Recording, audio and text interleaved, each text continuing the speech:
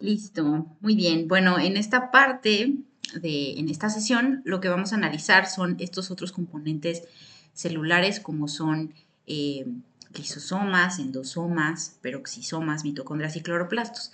Recuerden que en sesiones previas ya hablamos de envoltura nuclear, ya hablamos del retículo endoplásmico y del aparato de Golgi, como hay una amplia comunicación entre estos organelos, hablamos de las cubiertas, de las vesículas que hay entre cada una de las direcciones y ahora nos vamos a centrar en estos organelos llamados lisosomas.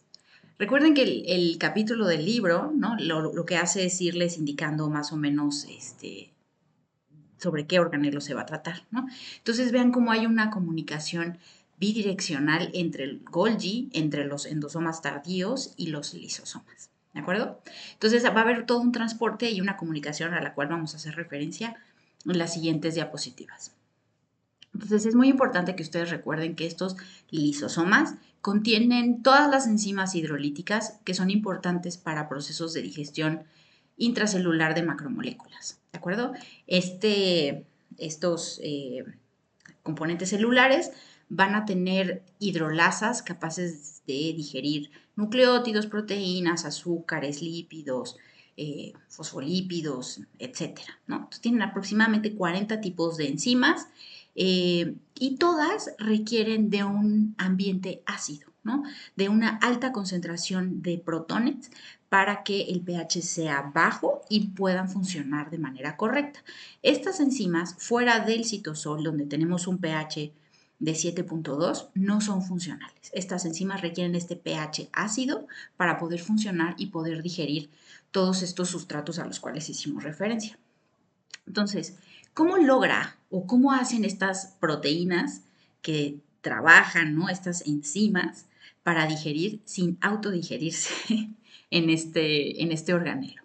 Estas proteínas tienen la característica, estas proteínas remanentes de lisosomas, tienen la característica de que presentan múltiples glicosilaciones incrustadas en su proteína, que se las indican en esta figura en las estructuras negritas, ¿no? Entonces puedo tener diferentes tipos de glicosilaciones que van a proteger de cierta manera a estas proteínas de digerirse dentro del retículo, dentro de los lisosomas. Eh, Vean, ¿cómo logro yo tener esta acidez en el lisosoma? Esto se debe gracias a una bomba de protones que nuevamente lo que va a hacer es dirigir los protones en contra de su gradiente de concentración.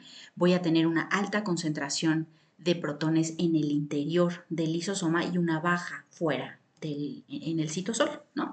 Recuerden que el pH del citosol es de 7.2 y del lisosoma queremos un pH de 5, ¿no? Entonces, gracias a esta bomba de protones con gasto energético, porque voy a ir moviendo protones en contra de su gradiente de concentración, voy a ir acumulando los protones que van a acidificar este tipo de componentes celulares, ¿de acuerdo? Si yo bloqueo esta bomba de protones vacuolar con diferentes estrategias farmacológicas, lo que voy a hacer es impedir, ¿no? Que se acidifique el lisosoma y que no lleve a cabo sus funciones celulares, ¿no? De degradación de muchos de los componentes. Estos lisosomas tienen mucha interacción con endosomas, ¿no? De hecho, hay una estructura ahí entre los dos que se le llama endolisosoma. Muchas veces estos endosomas adquieren o endocitan ciertas macromoléculas del exterior y van a ser digeridas con lisosomas. Y para ser digeridas generan estas asociaciones o fusiones entre las vesículas para poderse digerir. ¿De acuerdo? Entonces hay una gran diversidad y morfología.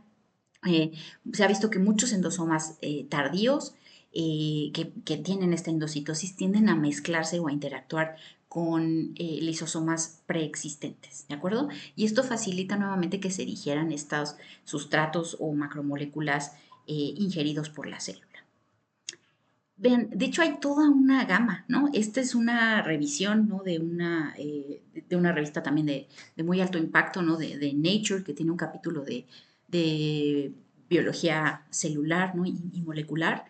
Y aquí lo que les esquematizan es eso, ¿no? Que una célula puede estar endocitando algo, formar un endosoma, interactuar con los lisosomas y formar estos organelos híbridos a los cuales hacíamos referencia en la diapositiva pasada, ¿no? Entonces, quédense con esta parte de la diapositiva. Más adelante hablaremos de estos otros organelos membranosos como los autofagosomas, ¿no? Y cómo interactúan también con los lisosomas para formar estos organelos híbridos. Hay una gran diversidad, ¿no? Y luego es difícil diferenciar entre un endosoma tardío, un endolisosoma y un lisosoma. Muchas veces lo utilizamos o los podemos diferenciar con la acidificación que van teniendo, ¿no? El endolisosoma se va volviendo mucho más ácido, puede tener pHs de 6 y ya cuando es un lisosoma maduro tiene este pH de 5 gracias nuevamente a la función de la bomba de protones vacuolar, ¿no? Que le permite esta acidificación en la vesícula. Entonces, vean, tanto plantas como muchos hongos presentan distintos tipos de lisosomas, ¿de acuerdo? Están estas vacuolas que pueden llegar a ocupar entre el 30 y el 90% de un volumen celular y muchos de ellos contienen enzimas hidrolíticas, ¿no? Recuerden que, por ejemplo, en el caso de los hongos, lo que van a hacer es alimentarse de un sustrato y muchas veces endocitan tejidos o sustratos, diferentes tipos de madera, ¿no? Por ejemplo, y lo que van a hacer es encapsularlos y mandarlos a este tipo de vesículas gigantes, ¿no? De estas vacuolas que tienen propiedades hidrolíticas. O bien, en muchas plantas, por ejemplo, funcionan a manera de almacenamiento de nutrientes o de desperdicio. También participan de manera importante en darle esta turgencia o este volumen celular, ¿no? Entonces depende del modelo, ¿no? Del organismo del que estemos hablando. En algunos tienen estas funciones de digestión celular, en otras de almacenamiento, en otras incluso de desechos, ¿no? De acumulación de desechos. Vean, esta es otra imagen que viene en el libro para que vean cómo estas vacuolas, ¿no? Estos organelos se encargan mucho de darle esta turgencia y de controlar muchas veces el volumen celular, ¿no? Esto se puede observar de manera muy clara en células vegetales, ¿no? Y de cómo estas vacuolas se encargan de hacer que la célula crezca o que la célula se vuelva pequeña. Están este otro tipo de estructuras, ¿no? A las que ya habíamos comentado de manera muy breve en diapositivas pasadas, denominados autofagosomas, ¿no? Esta es otra manera de digerir componentes, ¿no? Vean cómo va a haber un organelo donador que va a proporcionar fragmentos de membrana y cómo a manera de componentes con doble bicapa lipídica va a englobar diferentes organelos, ¿no? Entonces, por ejemplo, pueden englobar mitocondrias y posteriormente fusionarse con un lisosoma y participar en procesos de digestión, ¿no? Entonces, es como una vía de degradación alterna y es a través de esto de la autofagia. ¿Cómo distinguimos un autofagosoma? Nuevamente porque presenta una doble membrana y está por degradar algo al interactuar con un lisosoma, ¿no? Entonces, un ejemplo muy común, ¿no? Son estas mitocondrias en hepatocitos, donde se degradan a través de autofagosomas aproximadamente cada 10 días, ¿sale? Estos autofagosomas nuevamente se fusionan con lisosomas para llevar a cabo procesos de digestión celular. Vean, hay más o menos 3 maneras generales de degradar de degradar sustancias, en cosas que se endocitan, que se fagocitan a través de lisosomas. En esta imagen que les pone el capítulo del libro, la célula está fagocitando una bacteria, ¿no? Este fagosoma, ¿no? Por cuestiones del tamaño, se puede fusionar con un lisosoma y se puede degradar esta bacteria. Hay otra manera, ¿no? Donde la bacteria va a endocitar partículas mucho más pequeñas, va a formar un endosoma y este endosoma nuevamente va a asociarse con un lisosoma para poder digerir el contenido. Y está esto de los autofagosomas, ¿no? A lo que hacíamos referencia en la diapositiva pasada. Va a haber un organelo donador que va a atrapar componentes celulares, en este caso se los esquematizan con una mitocondria, como ocurre en los hepatocitos, se forma el autofagosoma y este autofagosoma puede unirse con el lisosoma y para degradar. Entonces ven cómo los lisosomas tienen este papel tan importante de fusionarse con diferentes componentes celulares para digerir los componentes de los mismos. Entonces, vean, principalmente los lisosomas no pueden ser o no necesariamente son el final de la vía, ¿no? Depende muchas veces del tipo celular del que estemos hablando. Muchas veces estos lisosomas se excretan cuando no pueden como eliminar el debris celular. Un ejemplo muy común de esto son los melanocitos, ¿no? Los melanocitos no son más que lisosomas especializados que lo que hacen es almacenar la pigmentación de la piel, ¿no? Se denominan melanosomas, son unos tipos particulares de lisosomas y van a ir liberando los pigmentos a la dermis, ¿no? Y determinar el color de la piel, ¿no? O del pelaje o del plumaje de un organismo. Entonces, cuando tú bloqueas esa exocitosis, esos melanosomas no se liberan y tú tienes estos organismos que presentan el albinismo. Entonces aquí les muestro muchos ejemplos de especies, ¿no? Donde hay estos errores y se generan estas variantes en el albinismo, ¿no? Al bloquear estos melanosomas, ¿no? Que no pueden liberar estos pigmentos en la piel y tú tienes este tipo de ejemplos, ¿no? También hay otros ejemplos donde hay melanismo, ¿no? Donde, por ejemplo, los gatos negros, los gallos negros, el jaguar y la pantera, ¿no? Son la misma especie, pero uno presenta melanismo y el otro no, ¿no? Aquí se libera este exceso de colorante en la piel, ¿no? Y también hay muchas especies que presentan estos casos de melanismo y nuevamente son variantes del lisosoma que se van liberando y dan colores, ¿no? En diferentes organismos. Entonces, vean, nuevamente para recapitular, una célula puede endocitar y hay dos tipos, ¿no? Puede fagocitar o pinocitar. Eh, Se refiere un poco a lo que está endocitando la célula o a lo que está engullendo. Si me refiero a algo de fagocitosis, tienden a ser partículas grandes. ¿Qué tan grandes? Más o menos de 250 nanómetros, eso ya se considera algo grande, a diferencia de una pinocitosis, ¿no? Que tienden que ser solutos muy pequeños, ¿no? Ingesta de líquidos, más o menos de 100 nanómetros de diámetro, ya se considera una pinocitosis y una fagocitosis, ¿no? Eh, entonces ustedes pueden ver en este esquema que nuevamente les pone el capítulo del libro cómo hay esta comunicación directa entre Golgi, los endosomas, los lisosomas y cómo ya vamos hacia esta comunicación hacia el exterior en la membrana plasmática. Eh, entonces, vean, va a haber también una secreción directa entre el Golgi y la membrana plasmática, ¿no? Y esta puede ser de manera constitutiva o de manera regulada.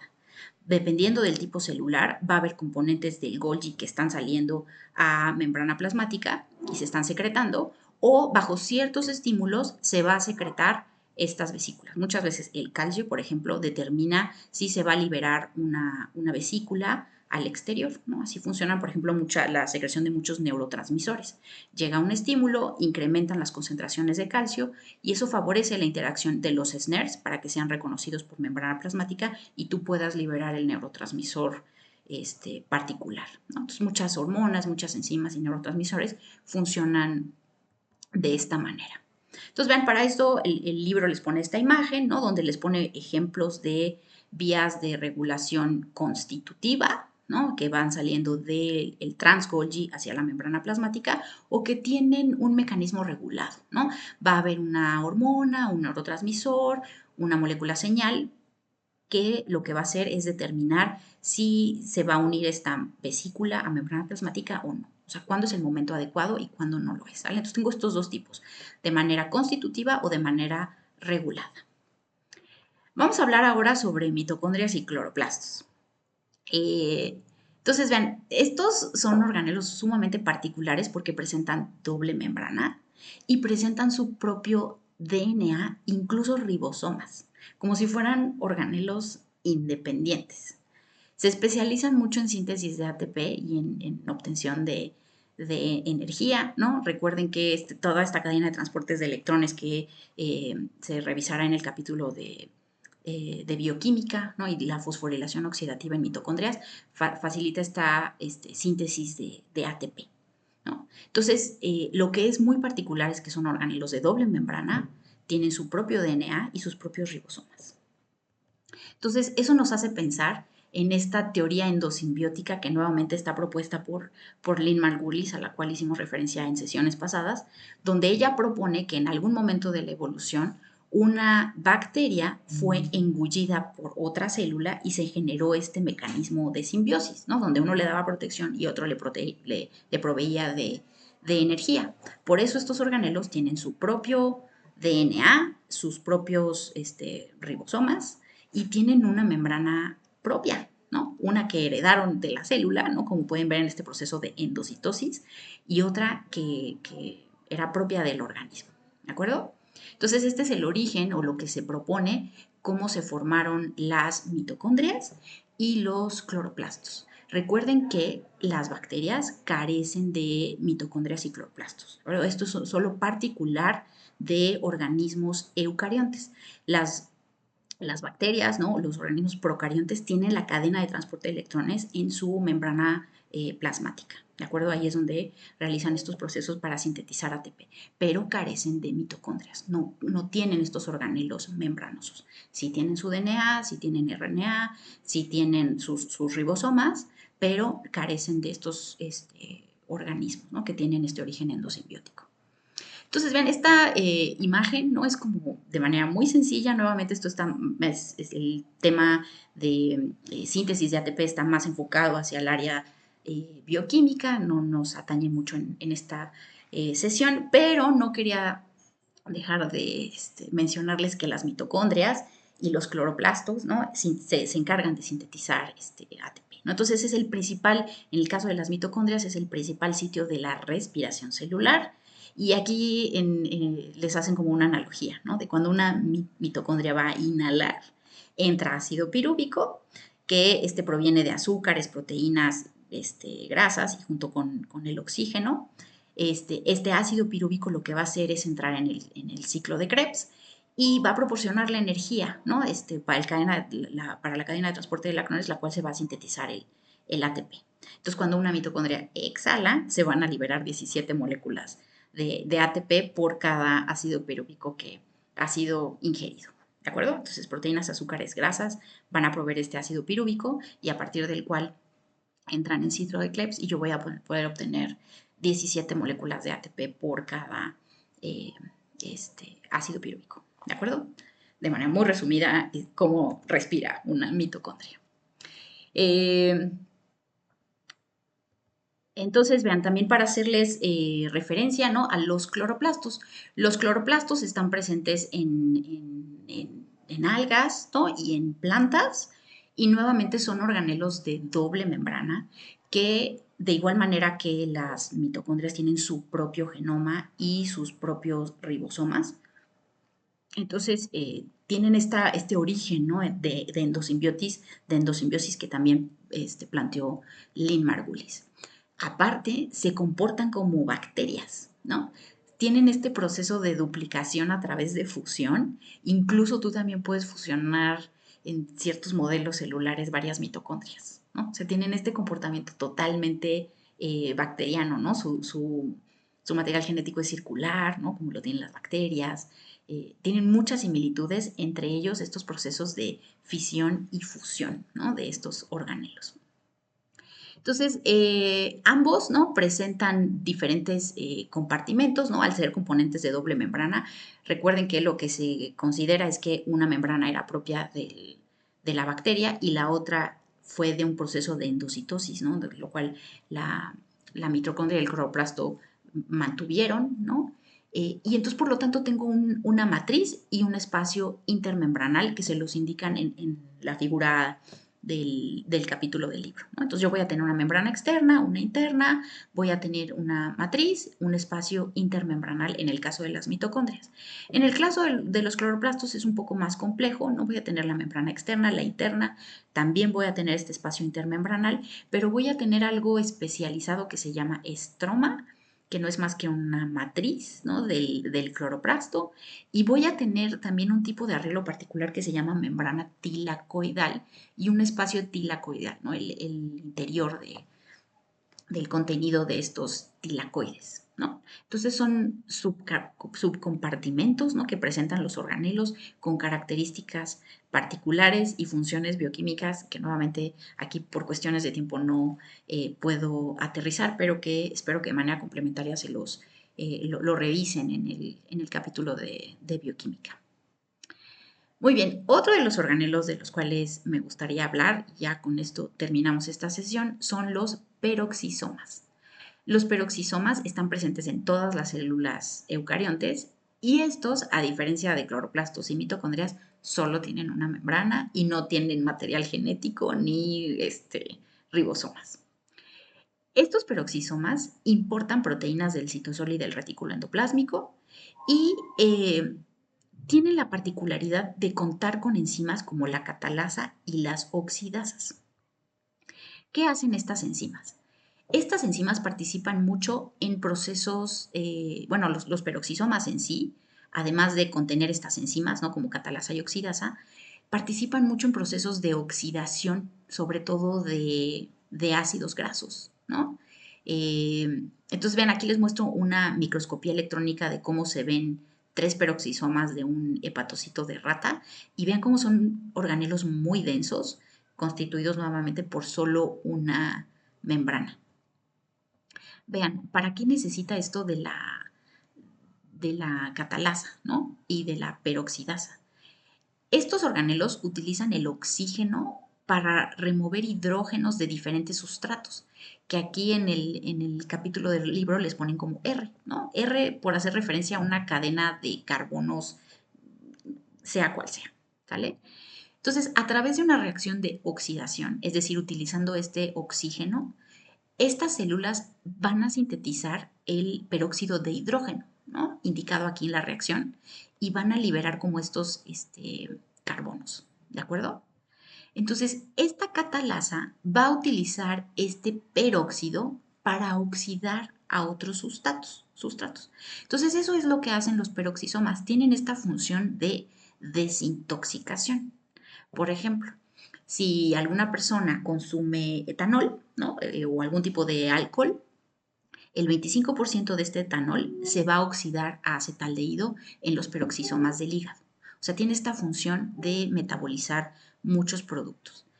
Cuando el peróxido se acumula de manera excesiva, lo que va a hacer la catalasa es convertirlo en 2 moléculas de agua y de esta manera ir desechando y procesando estos compuestos tóxicos, ¿no? Por así llamarlos. Otra función importante es el rompimiento de ácidos grasos o la famosísima beta-oxidación. Estos peroxisomas lo que van a hacer es romper las moléculas y formar acetilcoenzima A, ¿no? Y el acetilcoenzima A se utiliza para muchísimas otras reacciones en el citosol de las células. Esta beta-oxidación, este proceso que también espero les hagan referencia en el capítulo de bioquímica, ocurre también en mitocondrias, ¿no? Entonces, ambos organelos se encargan de metabolizar estos ácidos grasos para obtener energía.